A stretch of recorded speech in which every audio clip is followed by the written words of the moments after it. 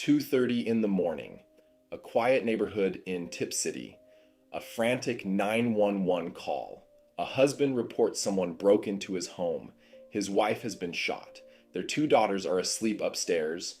Within days, that same husband, former American Idol contestant Caleb Flynn, is arrested and charged with her murder. Police say the burglary story doesn't hold. His defense says the case hasn't been tested yet. Ashley Flynn's family has publicly supported the arrest. Online, most people believe investigators got it right. But here's the question. Did the evidence truly eliminate the possibility of an intruder? Or did public certainty move faster than proof? Tonight, we're walking through what investigators allege, what the defense argues, what the public has actually seen, and where the strongest points on both sides really sit. Because this isn't about choosing sides. It's about understanding the weight of the evidence. Ashley Flynn, 37, middle school substitute teacher, volleyball coach, mother of two daughters, described as involved. She lived in Tipp City with her husband, Caleb Flynn, former contestant on American Idol Season 12 in 2013, former worship leader, later working in commercial sales. From the outside, there were no publicly confirmed warning signs, no confirmed separation filings, no documented public financial collapse, no confirmed public scandal. That absence matters, but carefully, because domestic crimes do not always come with visible red flags. At the same time, when no motive is immediately visible, the public struggles to process the accusation. That tension begins here. Around 2:30 a.m., Caleb calls 911. He reports an intruder. He says Ashley has been shot. The children are upstairs. Police arrive to what initially appears to be a home invasion. Ashley is found in the master bedroom with fatal gunshot wounds. Two 9mm shell casings are located near the bed. The children are unharmed. At first glance, it looks like a tragic break-in. Caleb is not arrested that night, but according to charging documents, investigators later state they did not find credible signs of forced entry. No clear damaged locks. No broken access point consistent with intrusion. And in homicide investigations, that kind of detail matters more than it may seem. When detectives process a crime scene, they're not just collecting evidence, they're reconstructing behavior, movement, timing, logic. If someone breaks into a home, certain patterns usually appear: forced entry, signs of searching, a path of movement through the house. Investigators say those patterns were not clearly present here, and another detail reportedly raised questions: a large refrigerator positioned near a door that was supposedly involved in the break-in, an unusual detail that investigators would have had to evaluate while reconstructing how an intruder could realistically move through the home. Because when detectives test a story, they ask a simple question: does the physical environment support it? That detail is significant.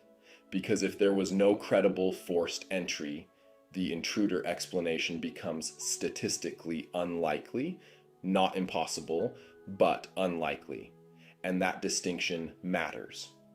3 days later, February 19th, Caleb Flynn is arrested, charged with murder, felonious assault, and tampering with evidence. Prosecutors allege the scene had been staged. That allegation is what changed everything. 3 days. That's how quickly the burglary narrative shifted to a homicide charge. Here's what weighs heavily against the intruder theory: reported lack of forced entry, allegation of staging, no suspect located, no indication of random theft. If those points hold under forensic scrutiny, the prosecution's theory becomes strong. But here's what tempers that conclusion. The public has not yet seen the full forensic breakdown tested in court. We have not seen cross-examination, We have not seen defense rebuttal of physical evidence. We have not seen ballistic testimony presented to a jury. We've seen arrest documents. We've seen body cam footage. And that footage has fueled strong reactions. The body cam shows Caleb crying, hyperventilating, vomiting. For many viewers, that reaction felt performative. For others, it looked like shock. But emotional reactions at crime scenes are complicated. People grieve in unpredictable ways, and investigators understand something important. Emotion is not evidence. Evidence is evidence. Meanwhile, Flynn's defense attorney has publicly urged caution, emphasizing that charges are allegations and that the evidence has not yet been fully litigated. They dispute the interpretation that the scene proves staging. So now two realities exist. Investigators say the physical evidence contradicts the intruder story. The defense says the state has not yet proven that conclusion beyond reasonable doubt. That is where the case currently sits.